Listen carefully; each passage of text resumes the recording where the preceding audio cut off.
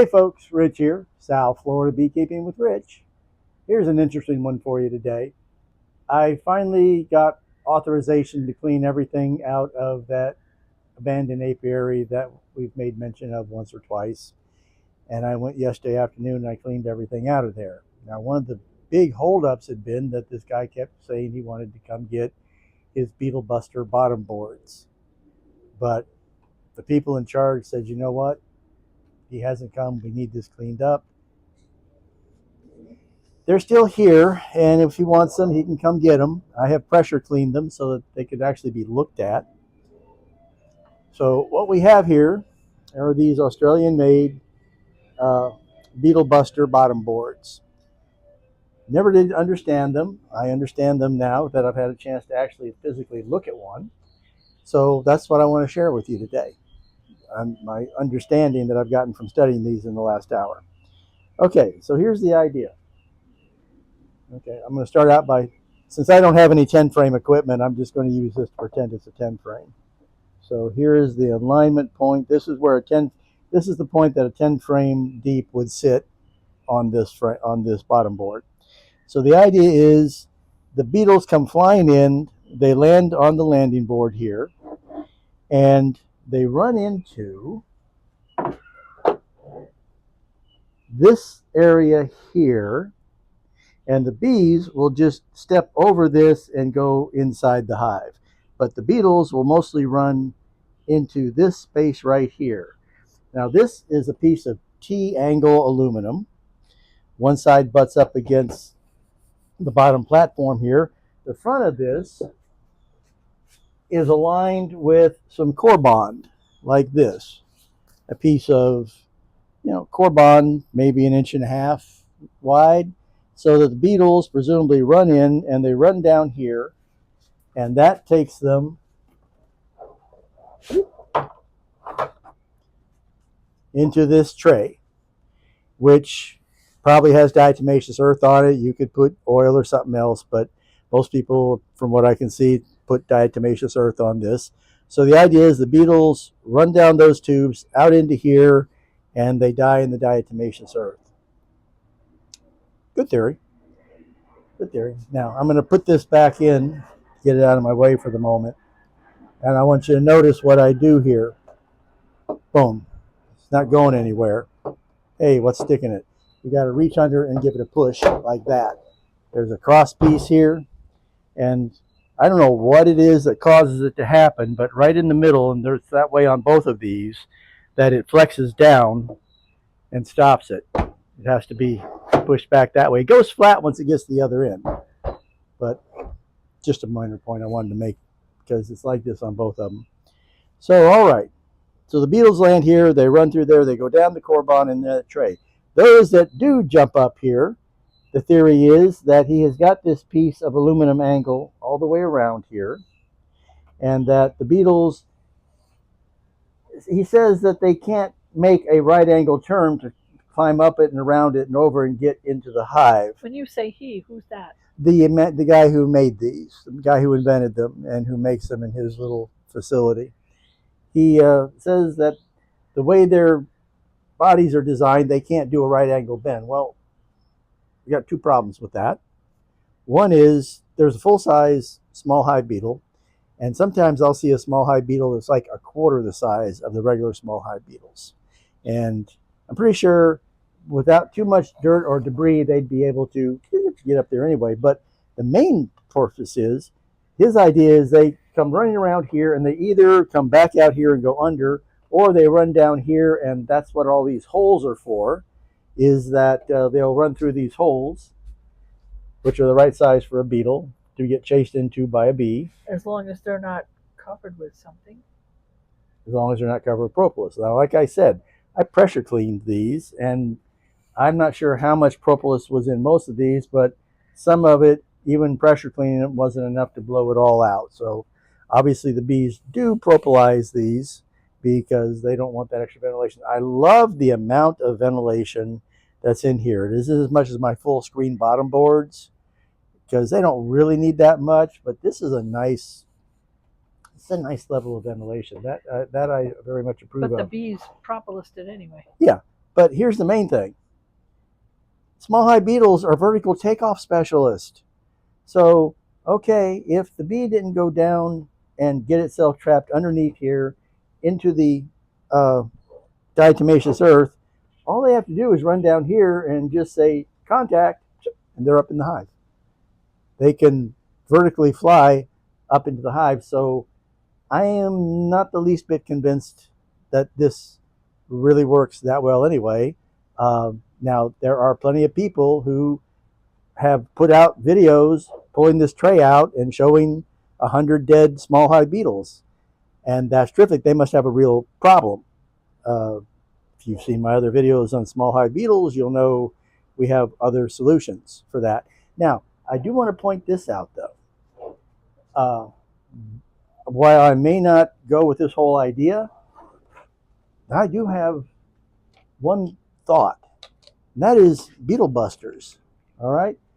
Normally, I'll put a couple of beetle busters with murder sauce in them on the bottom. That is, I just push them back in there, and I use a piece of wire with a hook on it, and I hook them out. It's a lot of work. The bees aren't happy about me doing it. It works, and I have dead beetles in them. Not many, because we don't have many beetles as long as I'm treating anyway, but I will point out to you that if you wanted to take some beetle barns and put some poison in them and put them on this bottom, that could be easily done. And all of these, like I say, had diatomaceous earth in them. It wasn't in good shape, and obviously it wouldn't be after a while, but if you put murder sauce into beetle buster traps and put in there, it would last a long time and be super safe. So there's a thought if you wanted to do that. Now, the company in Australia that makes these, the American distributor for them, that is Beetle Buster / America or / USA. As of today is May 10th. As of today, their website is down. It says, for maintenance. Or maybe they're waiting to see which way the tariffs jump. I don't know. There is a retailer who is selling them, and they're $140 a piece for either the 8 or the 10 frame, and $130 for the 5 frames. Which is probably why the guy would like them back.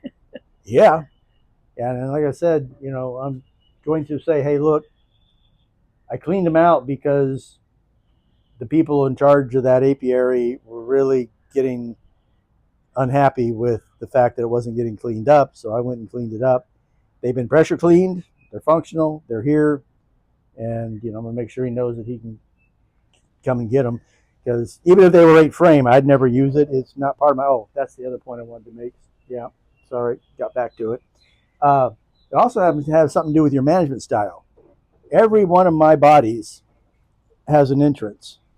And if I had them on any other entrance other than straight up ventilation, well, then this whole thing's useless anyway, because the beetles can just fly in.